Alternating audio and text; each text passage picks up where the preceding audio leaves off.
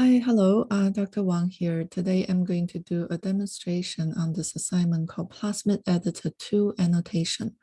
In this assignment, we're going to annotate the plasmid sequence for two samples, PMSH2 and PRS413. Those are also the samples you will be isolating in the physical lab. The first thing to do is to download the three files from Moodle. They're located underneath the assignment. There is a file folder. So click on this file folder, you're going to see three sequence files.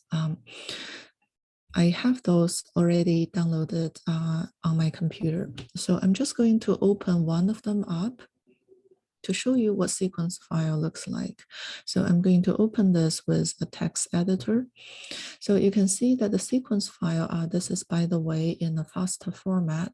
The first line start with a greater than sign, followed by the name of the sequence, and then followed by the actual sequence. So this is normally what a FASTA file looks like. So next, we're going to go to the Sapio, log into your Sapio account, and I'm going to open up the notebook.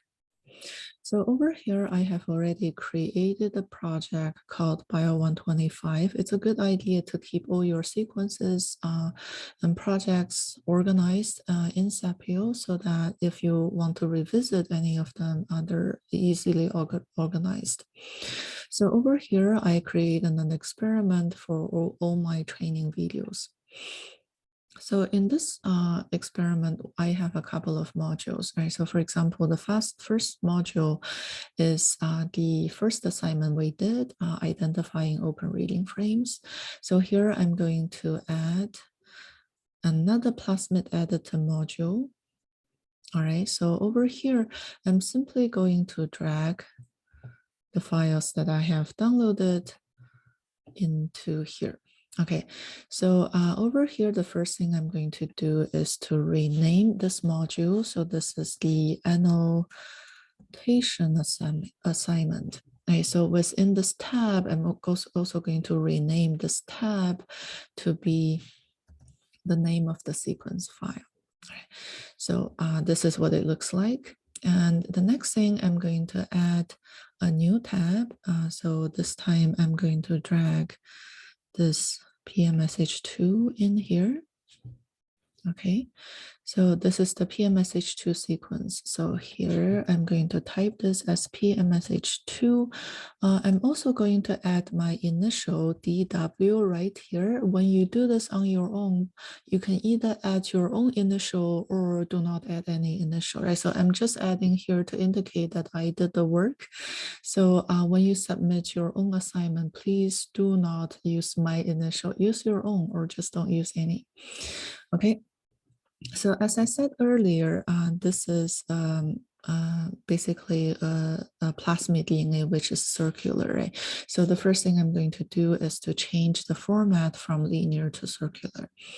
I'm going to click this button to minimize the sequence view and to only look at the graphic view. So we can see that this plasmid DNA is roughly a little more than 9,000 base pair long. It's circular. Currently, it's also displaying lots of restriction enzymes. All right, so here, first, what I would like to do is to remove the restriction enzyme display. So I can do that by going to this button. This is the restriction digestion button. We will be using this later on. So for now, we're just going to go through this quickly, right? So I'm going to hide all restriction sites. So now this cleans up this map a little bit. The next thing I'm going to do is to identify existing features on this plasmid DNA. So as we already know, DNA are biomolecules that codes for information. So annotation is literally identify those regions within the DNA molecule that carries information, right? So those information could be instruction for replication. Those are called replication origin, or they could code for genes, right? So code for protein. that means there could be open reading frame present over here. So we are going to first use the auto detect function and the annotation to detect any common features. Right, so as you can see that there are quite a few features, and I can click on this button to display all the features. All right, so there are quite a few. So I'm going to choose to hide some of the features. Right, so for example, I don't really need the software to display primers or promoters or poly-A signals. All right, so I'm going to choose to hide those features.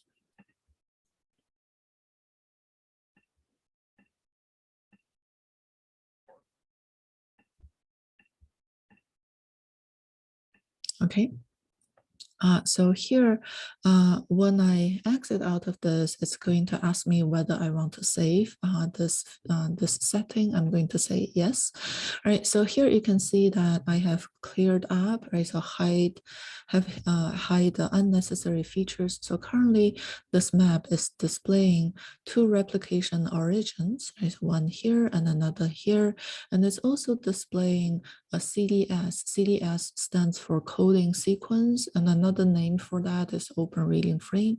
So this is the regions of the DNA that codes for protein sequence. And this gene happens to be an enzyme that confer ampicillin resistance to the bacteria. All right, so the next thing we're going to do is to identify the MSH2 coding sequence in here. So this is called PMSH2 because it carries the MSH2 gene. So this is what the sequence here is for, right? So we actually have the coding sequence right here. So we have already learned how to identify open reading frames, right? So this is what I'm going to do first. I'm going to first click on ORF detection. And then starting with the very first position, here I'm only going to search for the top strand because when we gave you CDS, it's usually in the forward direction. So here I'm going to scan. Okay. So after the scan, perhaps I should display the actual sequence, right? So we can see that it has detected an open reading frame starting with the very first or very beginning of the sequence, right? So the sequence actually starts with ATG or that codes for methionine. And if I scroll all the way to the bottom, then actually the entire thing is an open reading frame. All right, so here I'm also going to come back to here. Since the entire thing is open reading frame, I'm going to select all the sequences. Okay, it's a little bit slow. Select all. All right, so and then I'm going to translate. Okay, so here, this is what MSH2 protein look like, right? So it's basically starting with methionine, followed by serine, and so on. The entire protein is 964 amino acid long.